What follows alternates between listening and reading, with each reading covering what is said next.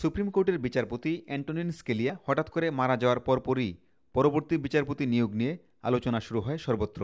President ওবামার শাসনামলের শেষ সময়ে স্কেলিয়া মারা যাওয়ায় মূলত ওবামার উপরই দায়িত্ব পড়ে নতুন বিচারক নিয়োগের বিষয়টি। After completing this exhaustive process, I've made my decision. I've selected a nominee who is widely recognized not only as one of America's sharpest legal minds.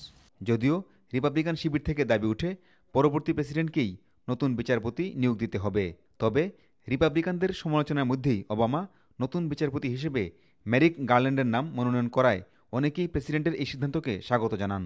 Personally, I'm more conservative, more Republican. I actually identify more with independent.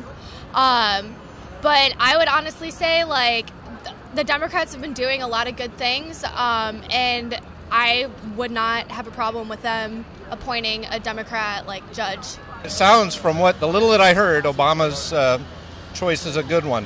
তবে কেউ কেউ বলছেন বিচারপতি নিয়োগের মতো গুরুত্বপূর্ণ বিষয়ে বিতর্ক তোলা সবসময় সুন্দর ফল বয়ে আনে না। এক্ষেত্রে পরবর্তী প্রেসিডেন্ট নতুন বিচারপতি নিয়োগ দিলে সমালোচনা অনেক কম হতে বলেও মন্তব্য করেন সাধারণ আমেরিকানরা।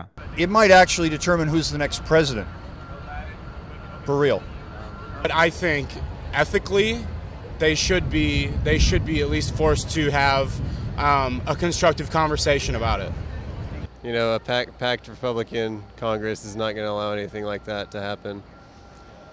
সেই সঙ্গে মার্কিন সিনেটে এই নিয়োগ নিয়ে কি প্রতিক্রিয়া হয় তা দেখার অপেক্ষায় আছেন অনেকে। The Senate Republicans say they won't even bring it to a vote. So I don't think it'll happen. President ওবামার সুপ্রিম কোর্ট জাজের নমিনেশন চূড়ান্ত নিয়োগের জন্য সিনেটের ভোটিংয়ে যাবে কিনা তা এখন বিরাট বিতর্কের বিষয়। তবে অধিকাংশ আমেরিকার জনগণ ওবামার এই নির্বাচনকে সাধুবাদ জানিয়েছে। Pinaki Talukdar, TVN 24, Times square, Manhattan.